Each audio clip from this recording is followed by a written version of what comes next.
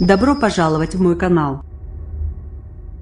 Un improbable rebondissement s'est joué ce lundi matin, dans le cadre de 2 affaires criminelles avec le placement garde à vue de Nordal Lelandais.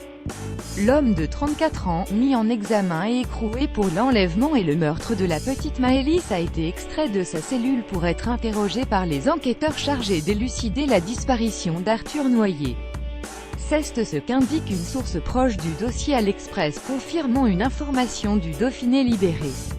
Les gendarmes de la section de recherche Sœurs de Chambéry souhaitent l'entendre sur son emploi du temps la nuit du 11 au 12 avril dernier, date à laquelle Arthur Noyer a disparu, à la sortie d'une discothèque de Chambéry-Savoie.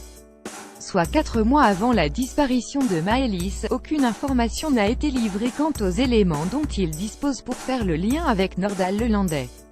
Mais d'après Le Parisien, une ex-petite amie de Nordal Lelandais a confié aux enquêteurs que le suspect fréquentait lui aussi cet établissement de nuit et qu'il avait, par ailleurs, une attirance pour les hommes. Plus troublant, selon France 2, son téléphone a par ailleurs borné au même endroit qu'Arthur Noyer le soir de la disparition. Il lui est arrivé quelque chose. Sœur Noyer est militaire, comme l'a été Nordal Lelandais il y a plusieurs années. Caporal au sein du 13e bataillon de chasseurs alpins BCA en Savoie, ce jeune homme de 24 ans se rend le 11 avril au soir dans une boîte de nuit située au quartier Carré-Curial, dans le centre-ville de Chambéry. Selon l'avis de disparition, il est vêtu ce soir-là d'un jean beige clair, d'un t-shirt blanc avec des manches de couleur noire et porte des chaussures type vent noir. Après avoir fait la fête avec des camarades de régiment, il décide de regagner seul sa caserne, située à moins de 5 km de la discothèque. Une caméra de vidéosurveillance du centre-ville de Chambéry le montre seul, vers 4 h du matin, en train de faire du stop. Depuis, plus de nouvelles. Attendu le lendemain à 8 h au rapport, il ne se présentera jamais. C'était une soirée normale, comme on en vit souvent. On sort boire un verre en ville, puis on rentre, explique, dévasté, son père au Dauphiné libéré en avril dernier. Selon lui, Arthur Noyer est un homme heureux et épanoui au sein de son bataillon et n'avait aucun problème particulier. Il lui est arrivé quelque chose, c'est pas à Arthur de disparaître comme ça.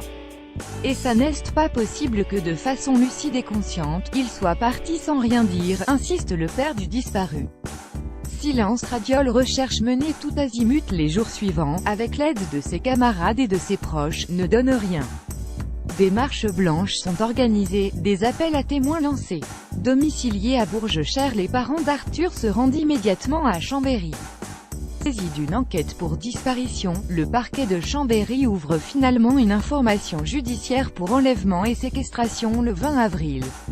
Comme dans l'affaire Maëlys, des lacs sont sondés et des chiens renifleurs envoyés sur le terrain. En vain. Les jours se suivent et l'impatience se fait de plus en plus ressentir. En septembre dernier, les parents d'Arthur, assistés de leur avocat Bernard Boulou, tiennent une conférence de presse. Ils déplorent ne pas être tenus au courant des investigations. Nous ne remettons pas en cause le travail fait par les enquêteurs.